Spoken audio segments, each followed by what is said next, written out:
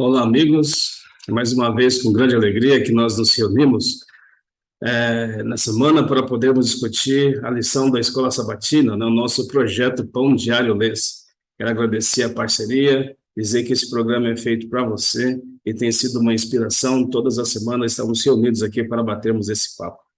A lição de hoje, lição dessa semana, é a lição de número 8, que tem como título Vendo o Invisível, né?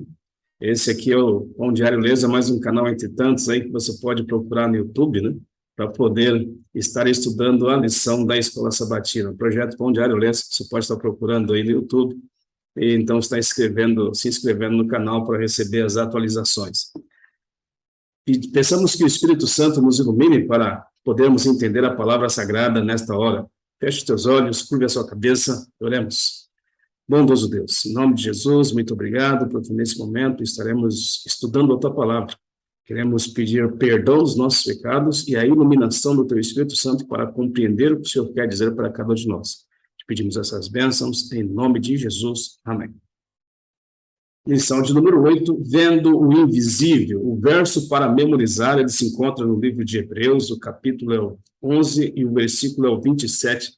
E assim diz a santa e poderosa palavra de Deus. Hebreus, o capítulo 11, verso 27, você pode estar procurando diretamente na Bíblia ou vendo na lição aí, na parte de sábado.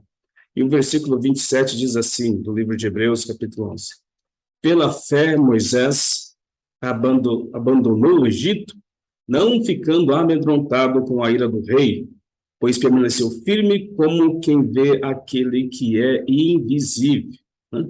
Interessante, o apóstolo Paulo aqui está falando para os hebreus que passavam bastante dificuldade, oposição à fé, perseguição, conflitos, confisco de bens, né, conflitos em geral, risco de prisão e risco também de morte, né, chamando a atenção para a atitude do seu ícone da fé, né, para a atitude de Moisés. Né? A lição dessa semana ela é um chamado a nós prestarmos atenção nas verdades sobre Deus, sobre o seu reino, né? Sobre o seu amor, sobre a sua misericórdia, as verdades sobre Jesus, né? A lição nos chama a atenção para pensarmos, concentrarmos a nossa atenção nestas coisas, independente dos momentos, né? Independente de serem momentos bons ou de serem momentos ruins, mas principalmente pensarmos da bondade, misericórdia, no reino de Deus, no seu amor, no seu carinho para conosco, principalmente em momentos de grandes dificuldades. Porque é exatamente nesses momentos de grandes dificuldades que nós questionamos se realmente Deus está conosco, que nós questionamos se realmente Ele é bondoso, se Ele é amoroso, se Ele é misericordioso. Tá certo? Então, a lição dessa semana tem esse chamado em especial. Ok? Na parte de domingo,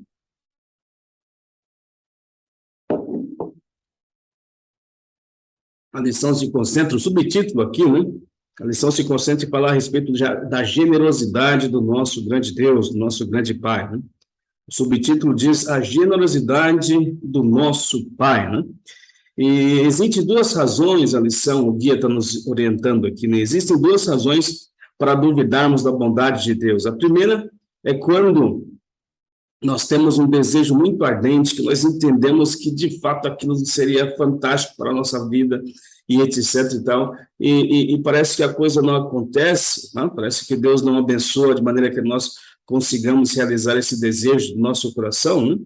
E a segunda coisa que nos faz duvidar da bondade de Deus, talvez seja porque aquilo que nós estamos vivendo não combina com a nossa fé, né? Ou, de repente, aquilo que nós estamos vivendo não combina com a fé que nós não entendemos exatamente como estabelecida, como esclarecida pela Bíblia, né? De repente, estamos passando algum crisol e nós não entendemos que isso faz parte ou pode acontecer aquelas pessoas que aceitaram a Deus. Esse tipo de coisa pode fazer com que nós venhamos a duvidar da bondade de Deus, né?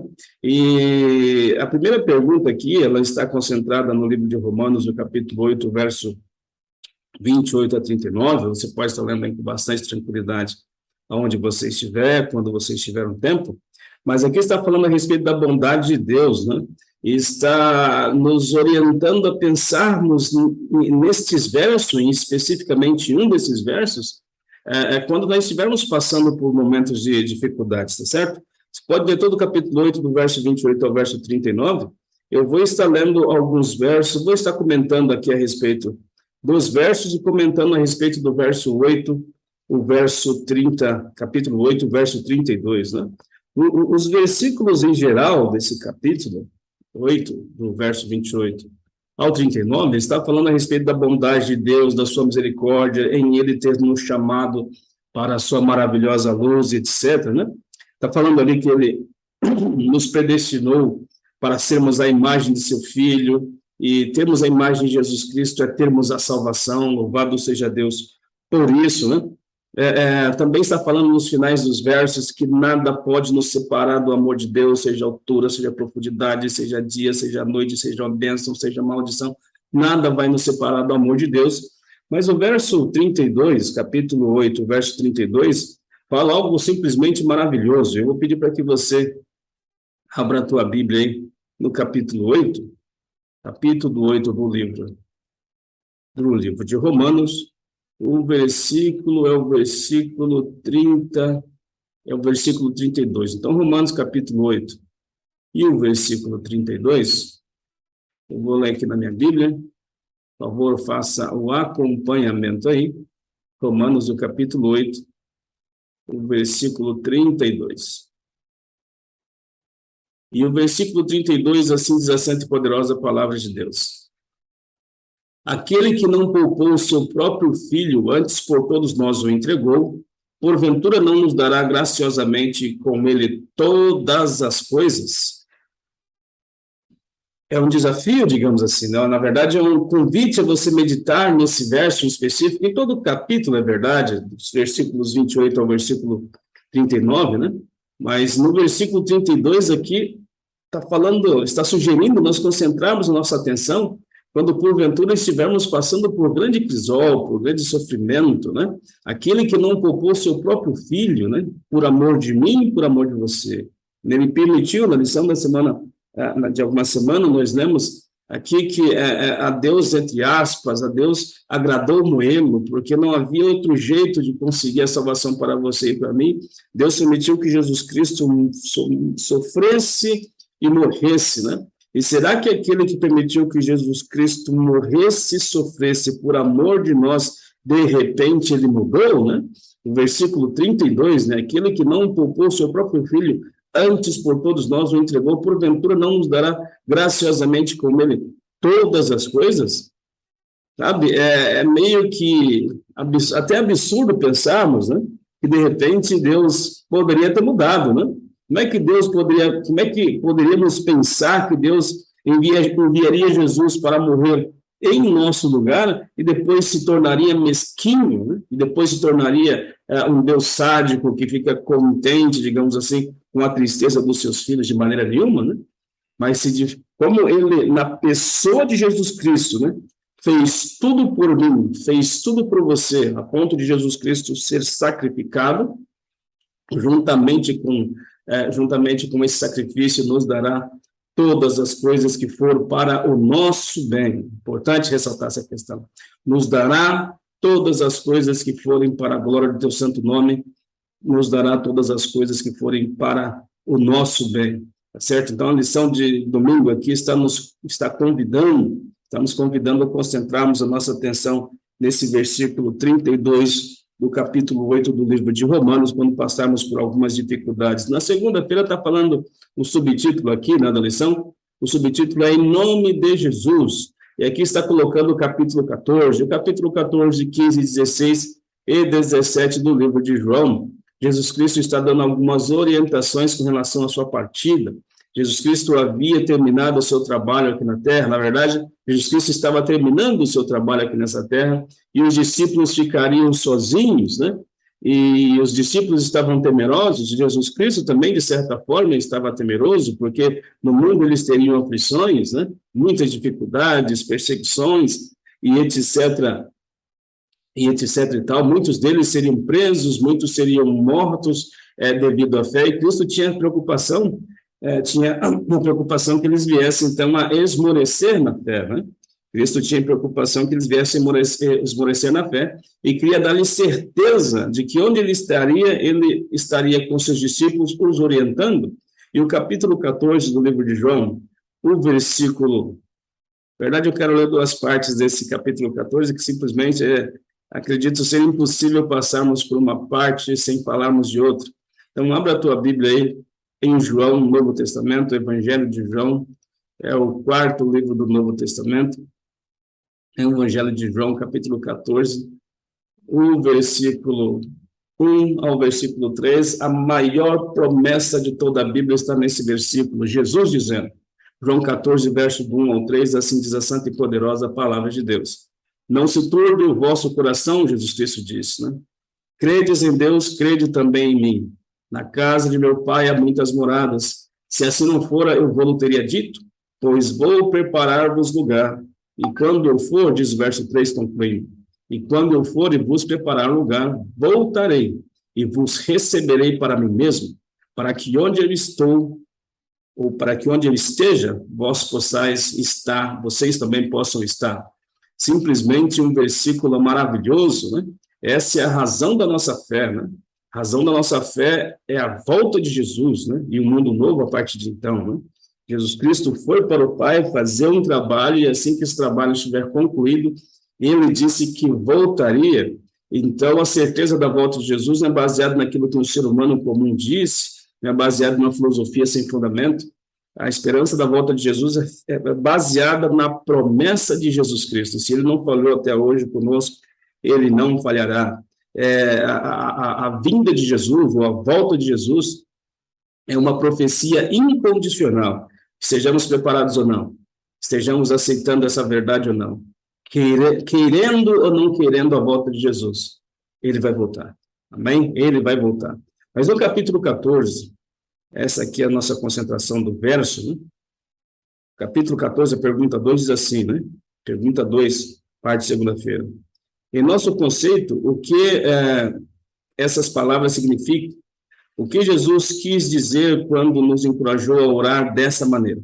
No capítulo 14 do livro do livro de João, o versículo 14, assim diz a santa e poderosa palavra de Deus. Jesus dizendo, se me pedirdes alguma coisa em meu nome, eu o farei.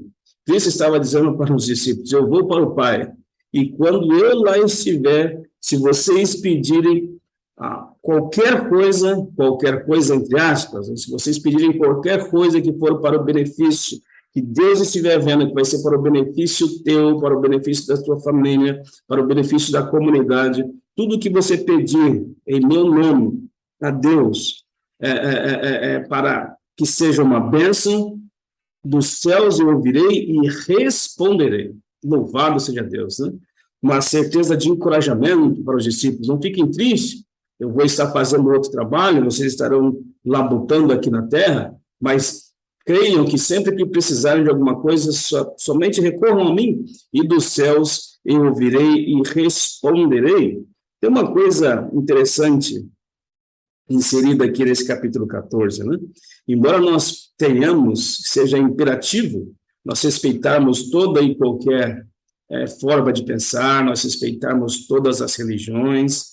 É interessante aqui Jesus Cristo dizer para os seus discípulos que tudo o que eles pedissem, ele lhes daria, né, segundo a crença dos discípulos em seu nome, mas aqui está inserida uma coisa interessante. Eu gostaria de pedir que você abrisse a tua Bíblia no capítulo 2 do livro de capítulo 2 do livro de 2 Timóteo, e o versículo 5. E no livro de 2 Timóteo, capítulo 2, verso 5, assim diz a santa e poderosa palavra de Deus, né?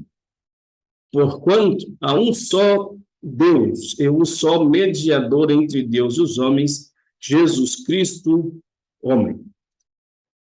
Como eu disse, nós precisamos, é imperativo que respeitemos toda e qualquer forma de pensar, toda e qualquer religião, mas a Bíblia diz que para que nós possamos chegar a Deus, né, para que nós possamos ter as nossas orações atendidas, nós precisamos clamar, pedir a Deus em nome de Jesus. Não existe outro intercessor, não existe João, Paulo, André, Tiago, Timóteo, não.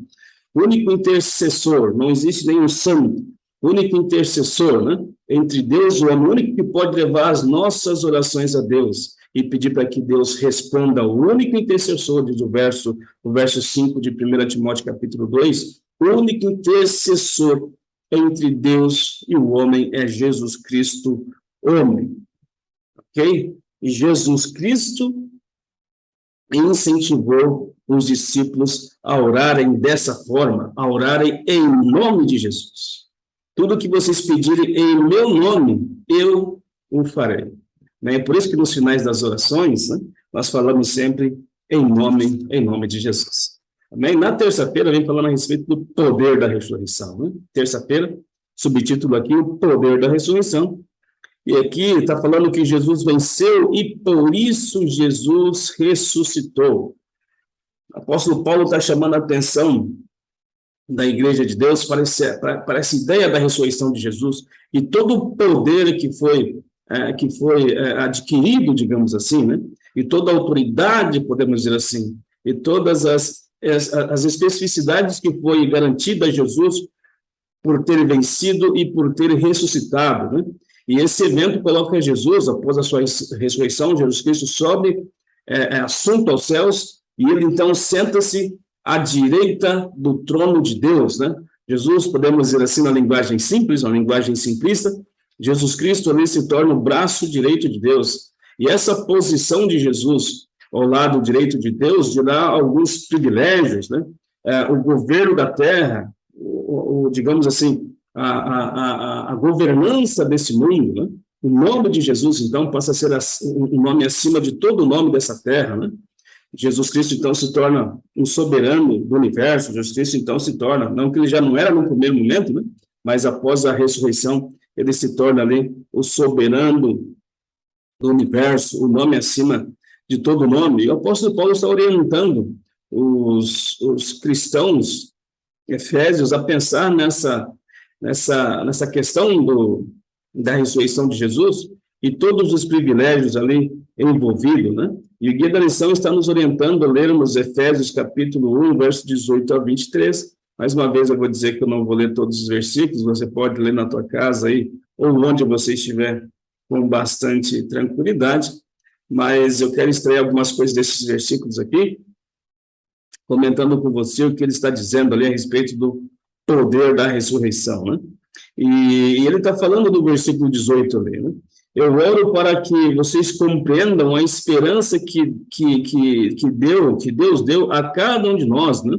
Está falando ali a respeito do chamado que nós tivemos para a vida eterna, né? Vocês precisam compreender a razão dessa esperança, né?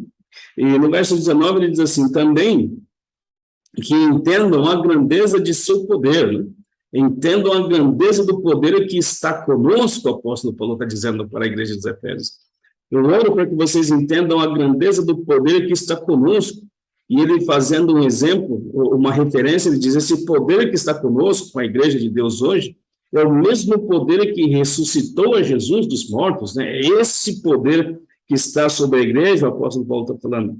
E o versículo 21, ele diz assim, ele está comentando, dizendo que agora Jesus Cristo tem o governo sobre terra e sobre os céus, né? E no versículo 22 ele diz que a partir da sua ressurreição e ao sentar-se à direita de Deus, Deus submeteu todas as coisas, todos os governos à autoridade de Jesus. É por isso que na parte de segunda-feira Jesus Cristo diz, olha, vocês podem pedir todas as coisas em meu nome, porque todas as coisas me serão dadas, aliás, né? Todas as coisas me serão dadas, capítulo 14 está falando da sua ida, porque todas as coisas, capítulo 14 do livro de João está falando a respeito da sua ida, porque todas as coisas me serão dadas quando eu estiver assentado à direita de Deus, tá certo? Parte terça-feira falando a respeito do poder da ressurreição e dos privilégios que Jesus Cristo teve a partir de então e dos privilégios que a sua igreja tem a partir de então, ok? Na parte de quarta-feira, está falando a respeito de o subtítulo, né? Entregando ao Senhor as preocupações, né? Muito bacana isso aqui, né? E por que não irmos a Deus para lhe entregar as nossas inquietações? Por que não irmos a Deus para colocarmos nas mãos dele todas as nossas preocupações e inquietações, né?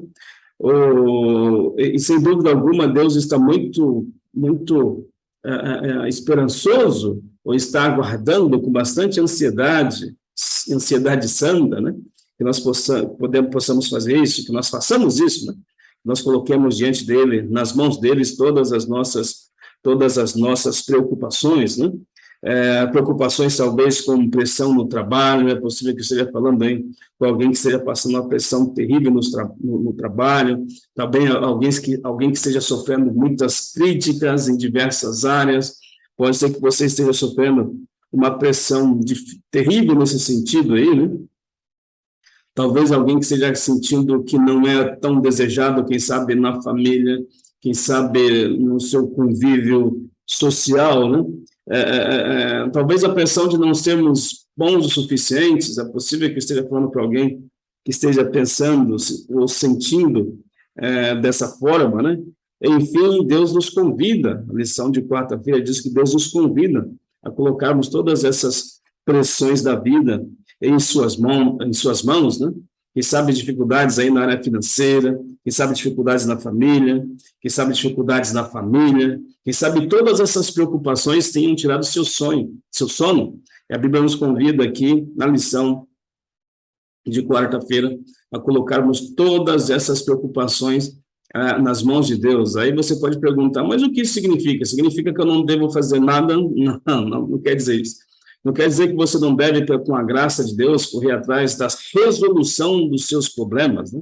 Porque Deus, ele nos orienta, ele está conosco na resolução dos problemas, mas existem situações que você já viu que realmente são insolúveis, que somente o milagre, e Deus está te convidando a descansar nele, né?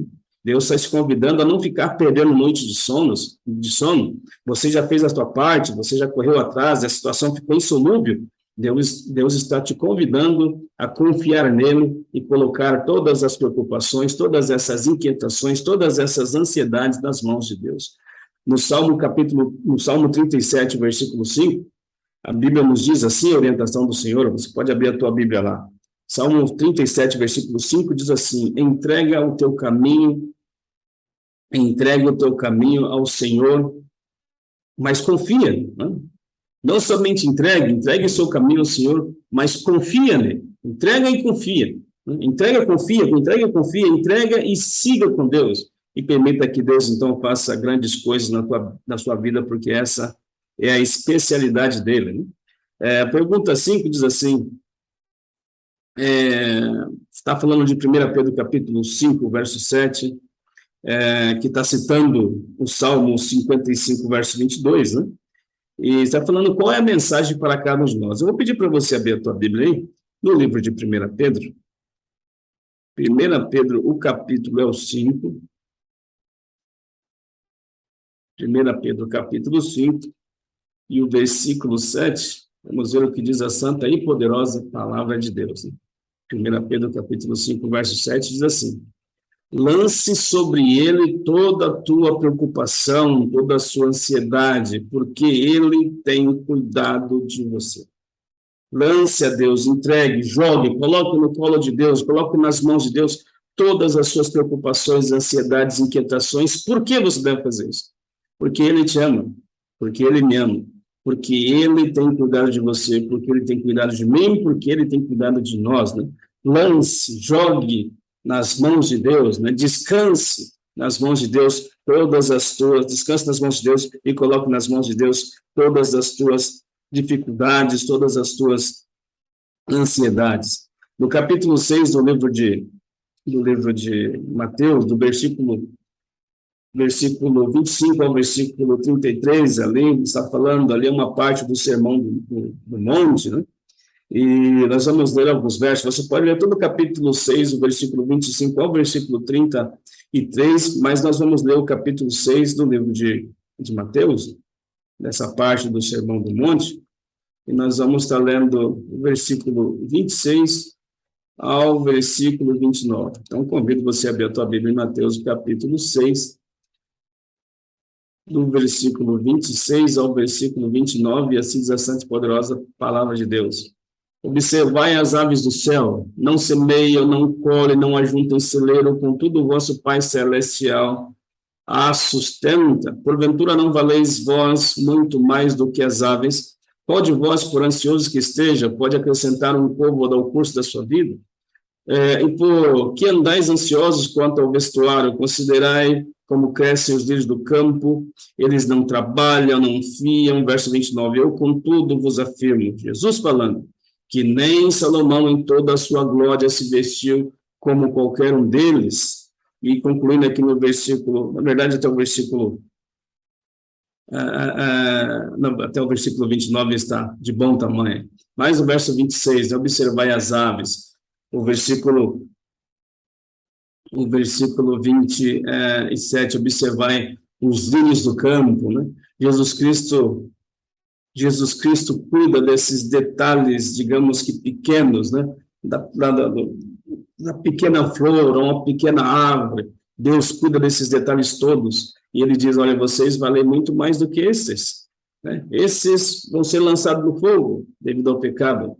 Mas você tem a vida eterna, eu enviei meu filho para poder garantir isso para você. E vocês valem muito mais que eles.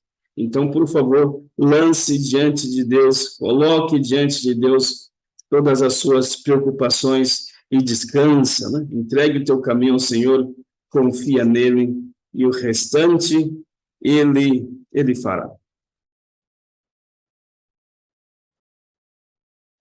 Na parte de quinta-feira, concluindo, parte de quinta-feira, o subtítulo é Fiéis mesmo sem ver a face de Deus, né?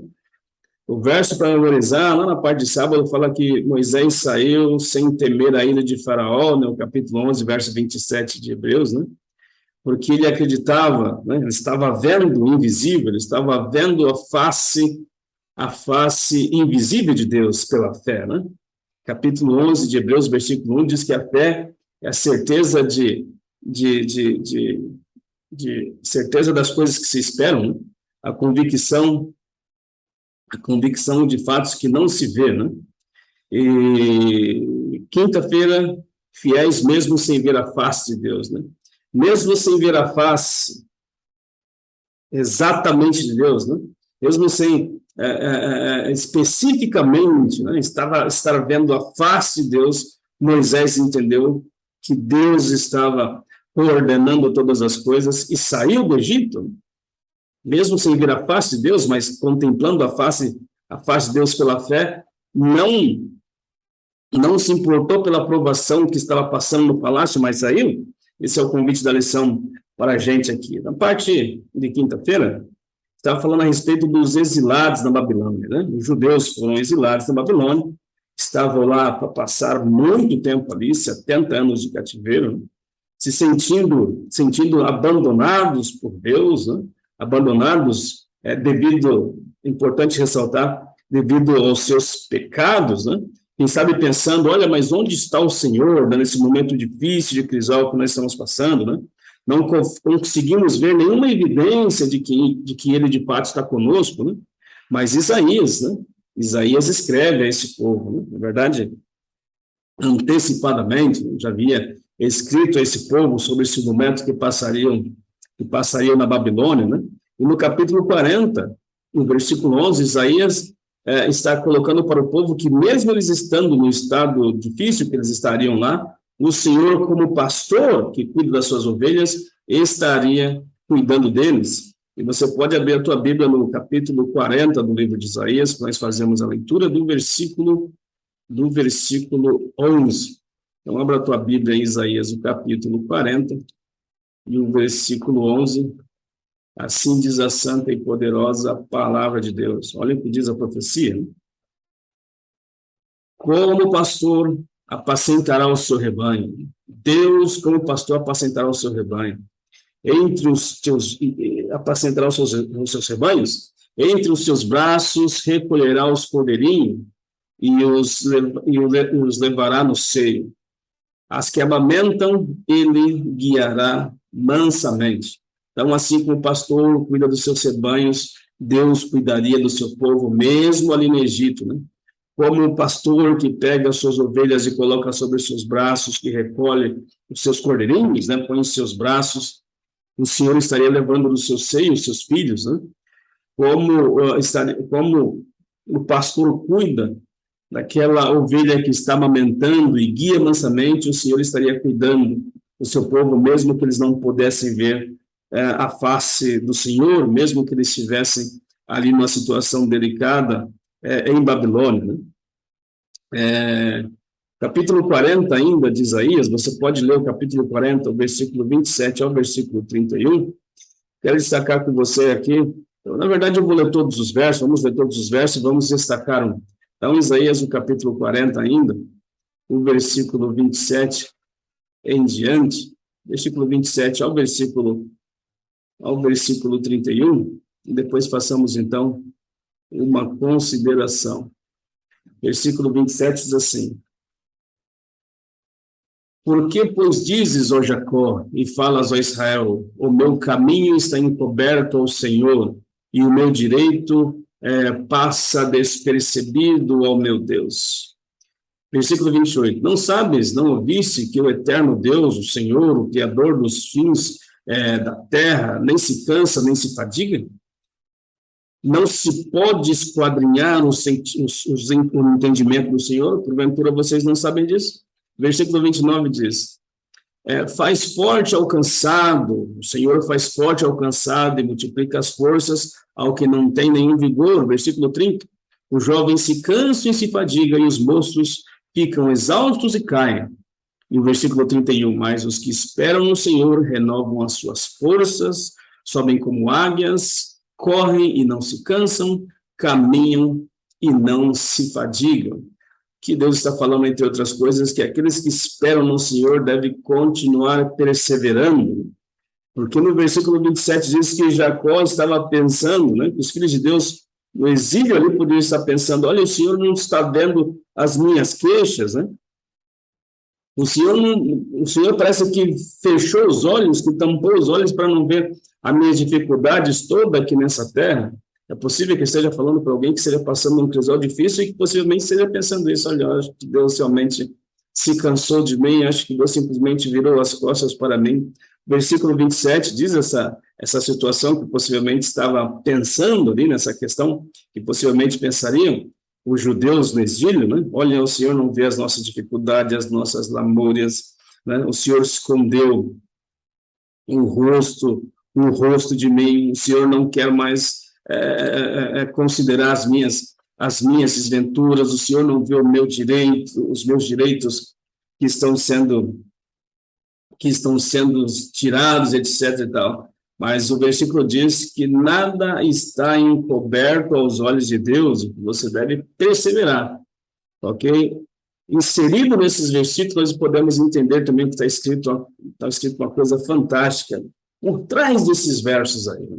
No contexto desses versos, nós poderíamos dizer. E é verdade que Deus está chamando a Israel para olhar o passado. Olha como é que Deus tratou vocês no passado, né? E se Deus tratou vocês no passado da forma como Ele tratou, e Ele disse que estariam com vocês nos crisóis da vida, nas dificuldades da vida, a questão é que vocês não estão vendo o invisível. A questão é que vocês precisam ter fé.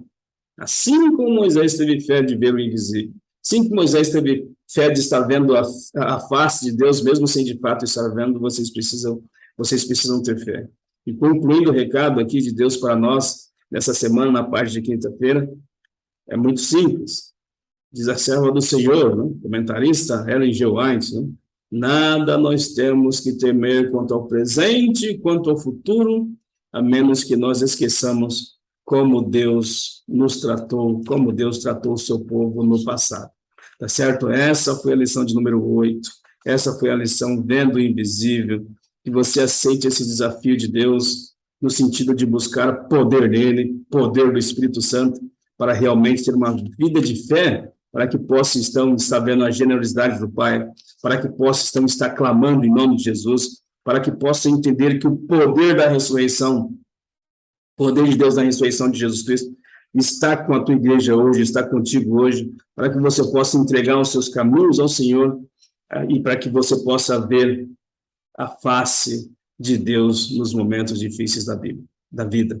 Que Deus te abençoe, que Deus nos abençoe nesse sentido. Curva a tua fronte, feche teus olhos, pensemos em Deus e oremos. Bondoso Deus, muito obrigado por esse momento que passamos aqui estudando a tua palavra. Em nome de Jesus, ó Deus, queremos te pedir força, queremos te pedir o poder do Espírito Santo em nossas vidas, para que nós, assim como Moisés, possamos também ver o invisível, para que, assim como Moisés, nós possamos focar nas dificuldades presentes, mas possamos focar na pátria celestial, que um dia o Senhor trará a cada um de nós. Que nós possamos fixar os nossos olhos na face desse Deus invisível, que embora não vejamos, nós temos a certeza que está conosco em todos os momentos, que está conduzindo nossas vidas aqui. Embora nós não vejamos de maneira direta, nós vemos a tua atuação em nossa vida em todo o tempo. Por favor, permaneça conosco, acrescenta-nos a fé a cada dia e prepara-nos para o teu encontro. Nós pedimos essas bênçãos em nome de Jesus. Amém. Muito obrigado pela parceria de sempre, que Deus os abençoe, que Deus os guarde e, se Ele permitir, até um próximo encontro.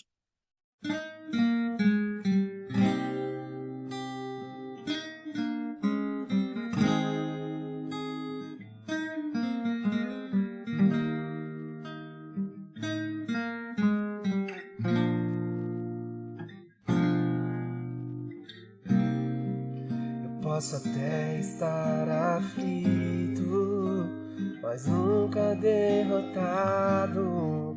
Eu posso até chorar, eu posso até sofrer, mas o amanhã virá e a minha fé será recompensada.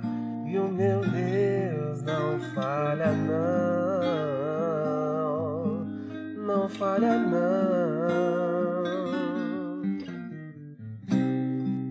Eu posso até estar ferido, mas nunca destruído. Eu posso ser provado para ser aprovado, mas o amanhã virá e a minha fé será recompensada. E o meu Deus nunca falha não.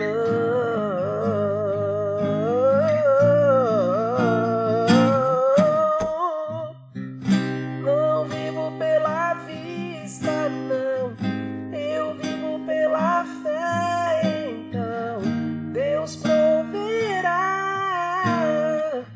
Deus proverá. Eu olho para o alto, então vem o socorro, sim. Deus proverá, Deus proverá. Não vivo pela vista, não, eu vivo pela fé. Então Deus proverá, Deus proverá. Olho para o alto, então vem o socorro, sim. Deus proverá, Deus proverá. Eu posso até estar ferido, mas nunca destruído. Eu posso ser provado para ser aprovado, mas o amanhã virá e a minha fé será recompensada. E o meu Deus nunca falha não, nunca falha não. Não vivo pela vista, não, eu vivo pela fé.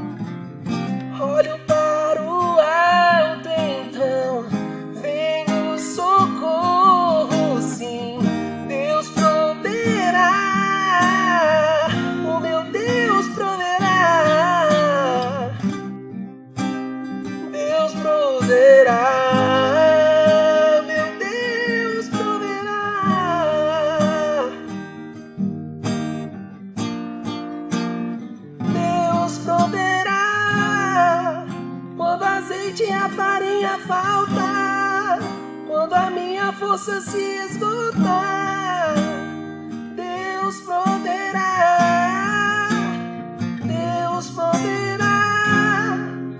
Mesmo cego me faz enxergar, mesmo falho me faz andar sobre as águas.